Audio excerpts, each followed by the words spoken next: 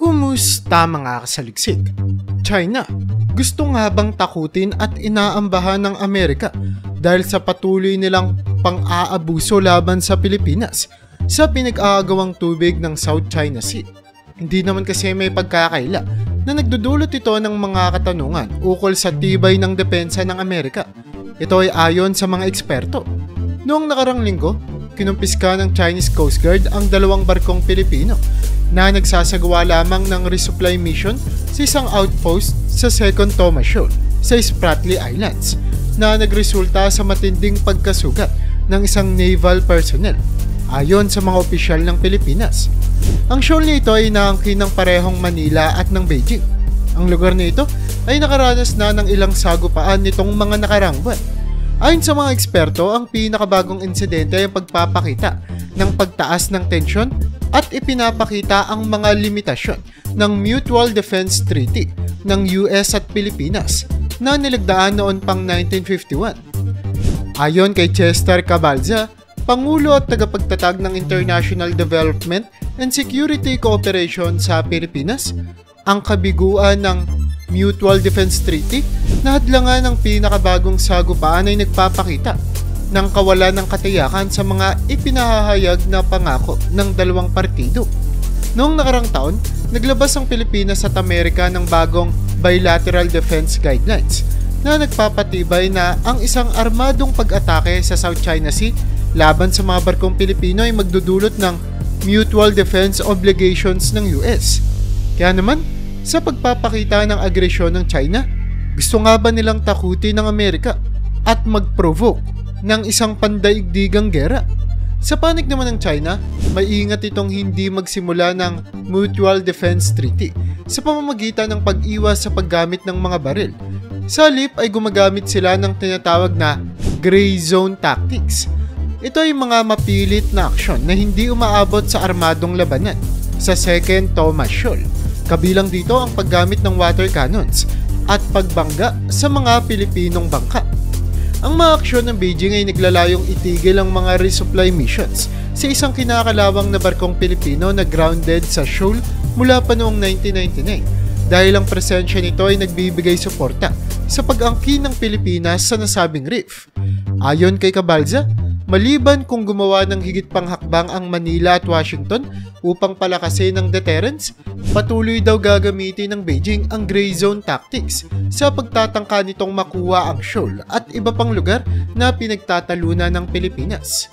Quote-unquote, ang paggamit ng mga taktikang ito ay dapat ituring na isang armadong pag-atake sa MDT o Mutual Defense Treaty. Kung seryoso ang US sa pagtulong sa Pilipinas sa kanilang strategic at asymmetrical warfare laban sa China, dagdag pa niya, ang pinalawak na definisyon ng isang armadong atake sa nasabing kasunduan ay meron din kasing kahulugan na anumang kusang loob na aksyon upang magdulot ng pinsala o magresulta sa pagkamatay ng mga Pilipino ay dapat magawa ng aksyon ng kapartido nating bansa at hindi lamang dapat baliwalain. Ngunit ang problema nga lamang ay pwedeng magkaroon ng isang pangmalawakang digmaan kung susundin ito. Ang mga bagay na ito ay kaayon ng interpretasyon ng Mutual Defense Treaty sa isang ulat ng US Indo-Pacific Command na nailabas noong nakarang taon. Gayunpaman, ayon naman kay Hedarian, ang tahimik na reaksyon ng Pilipinas sa huling sagupaan ay maaaring senyales ng kanilang pangamba ukol sa pag-invoke ng Mutual Defense Treaty. Ayon pa sa kanya, makikita talaga natin na ayaw ng bansang Pilipinas na magkaroon ng gera. Kaya naman, hindi rin nila sinusubukan na tawagin ng Amerika upang magbigay ng proteksyon. Quote-unquote, nasa harap ng malaking dilema ang gobyerno ng Pilipinas. Nais nito ng higit na katiyakan mula sa Estados Unidos, ngunit malamang ay hindi nila ito natatamo at nais din itong iwasan ang hindi kinikailangang eskalasyon. Ani pa ni Hedarian. Quote-unquote, mahalaga para sa Pilipinas at Amerika na ipakita na ang mga tropang Pilipino ay may kapangyarihang gumamit ng mga live firearms upang ipagtanggol ang kanilang sarili. At kapag kung sakali mang gumamit ng live firearms naman ng China, ay agad nitong matitrigger ang Mutual Defense Treaty ng Amerika at ng Pilipinas. Dagdag pa niya. Gayunpaman, ayon kay Abdul Rahman Yaacob, Research Fellow sa Southeast Asia Program ng Lowy Institute, malabang na hindi palawakin ng US ang saklaw ng kasunduan sa depensa dahil nga sa maaaring magdulot ito ng mas malawak na military conflict. Sa gitna ng seryosong pagsusuri sa panganib ng hindi paglahok ng Amerika sa nangyayaring alitan ng China at Pilipinas, ayon kay Matteo Piacentini, China at Indo-Pacific Analyst sa Geopolitical, isang Italian think tank, tinitigdan din ng Pilipinas na palakasin ang sarili nitong deterrence at estratehiya sa paggiit ng kanilang teritoryo. Kumbaga ay nais ng Pilipinas na tumayo sa sarili nitong mga paa at ipakita na kaya din nilang lumaban sa harap ng hindi makatuwirang agresyon ng China. At sa mga pagkakataon na ito ay hindi pa natin kailangan ng Amerika. Sinabi naman ng Pangulong Ferdinand Marcos Jr. noong Huwebes na habang ang pinakabagong insidente sa Siol ay hindi isang armadong pag-atake, kailangan naman ng bansa na gumawa ng higit pa kaysa sa protesta laban sa mga aksyon ng China. Patuloy na susuplayan ng Pilipinas ang Sierra Madre at umaasa na mag-invest sa higit pang mga outpost sa kanilang exclusive economic zone sa South China Sea. Walang ilusyon na susuko ang China. Ang sinusubukan gawin ng Maynila ay hindi sumuko sa sarili nito. Gustong patunayan ng Pilipinas na kaya nilang harapin ang anumang banta. Ito ang sinabi ni Piacentini. Inulit ng kalihima ng depensa ng Pilipinas na hindi iaanunsyo ng militar ang kanilang mga resupply mission sa Siol ng maaga. Ayon kay Jacob ng Lowy Institute, maaaring makatulong ito sa kanila na malampasan ng Beijing habang iniiwasan ng direktang mga sagupaan. Nagtatrabaho rin ng bansa upang palakasin ang sariling kakayanan sa depensa sa South China Sea sa tulong pa rin ng Amerika. Pero ang tanong ay ano nga ba ang nakataya sa ginagawang ito ng China at sa hindi pagkibo ng Amerika?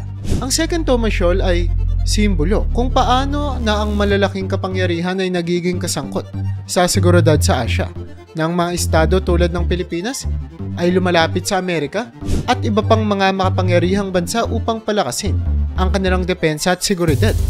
Ayon ito kay Piacentini ng Geopolitical. Ang hindi paglahok kung magiging mas agresibo ang China ay magdudulot ng malaking dagok hindi lamang sa relasyon ng US at ng Pilipinas, kundi pati na rin sa relasyon ng US sa iba pang mahahalagang kaalyado sa rehiyon. Dagdag pa niya, ang ibig sabihin ng analyst na ito ay kung patuloy pa ring mananahimik ang Amerika, maaaring hindi lamang ang Pilipinas ang mawala ng gana sa kanila, kundi ang iba pang mga bansa na nasa rehiyon. Pero para naman sa pananaw ng China, kaya patuloy sila sa pag-atake dahil ang shoal na ito ay kumakatawan sa kakayanan nitong ipatupad ang mga territorial claims sa ilalim ng tinatawag nilang Nine Dash Line at upang gawing ilegal ang mga hatol mula sa mga organisasyon tulad ng UNCLOS na nagpasya noong 2016 na ang Second Thomas Shoal ay sakop ng soberanya ng Pilipinas ayon sa mga eksperto sa CNBC. Pero wala silang pakialam. Para sa kanila, may sarili silang dashline na dapat sundin at kung ano man ang nasasakop ng kanilang dashline ay yon ang sakop ng kanilang teritoryo.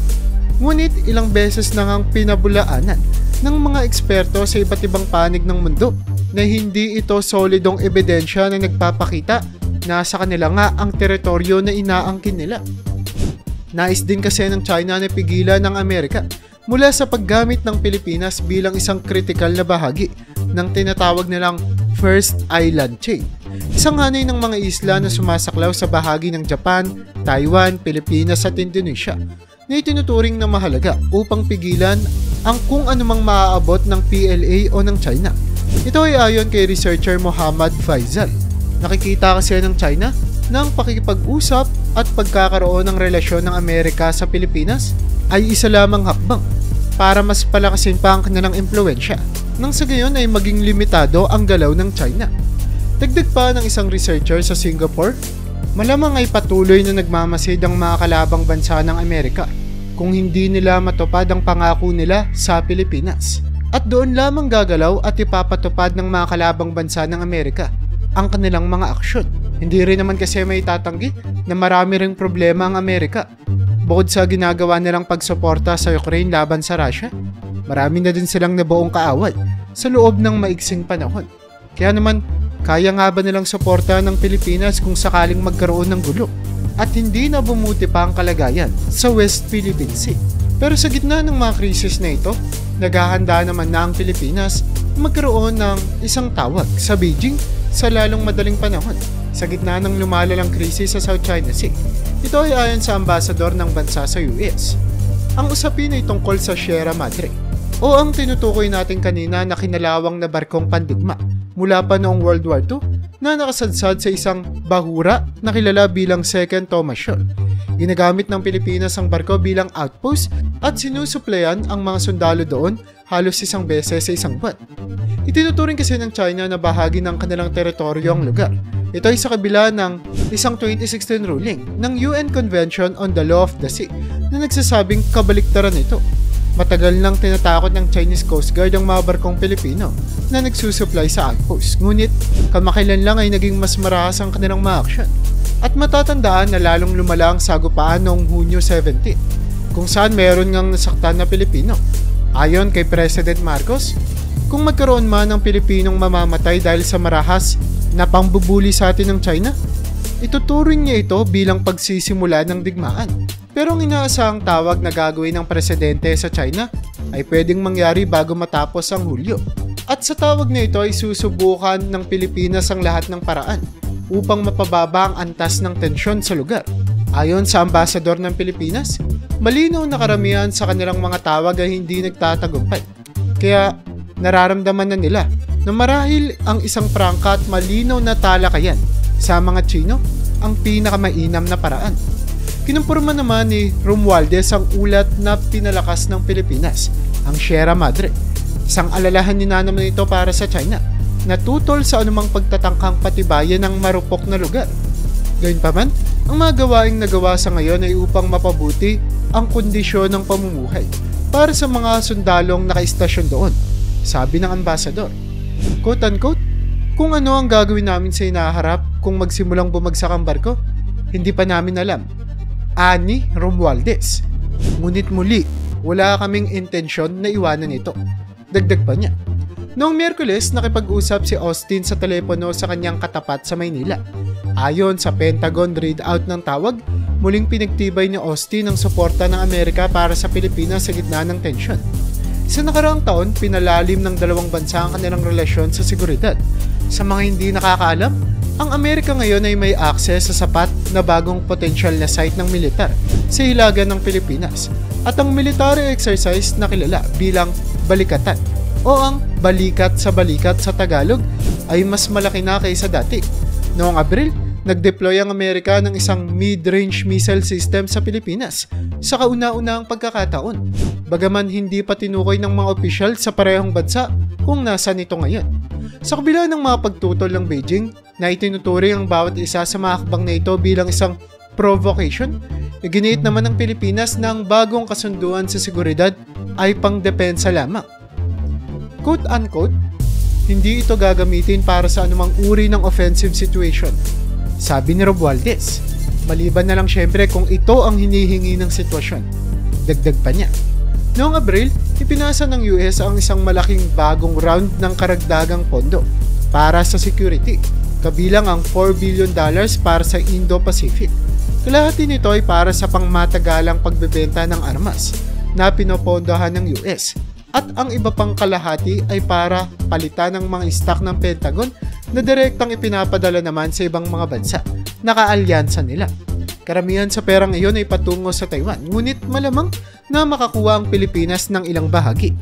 Sinabi ni Romualdez na umaasa ang Manila para sa isang bahagi ng pangmatagalang foreign military financing.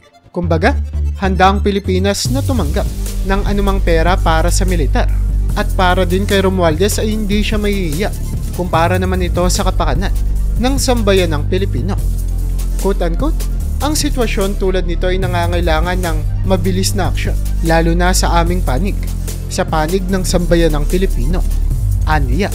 Kaya ang tanong ngayon ay tuluyan na nga bang i-implement ng Amerika at ng Pilipinas ang Mutual Defense Treaty na kanilang pinagkasunduan ilang mga taon na ang nakararaan para gamitin laban sa madahas na pag-atake ng China sa mga kababayan nating mandaragat.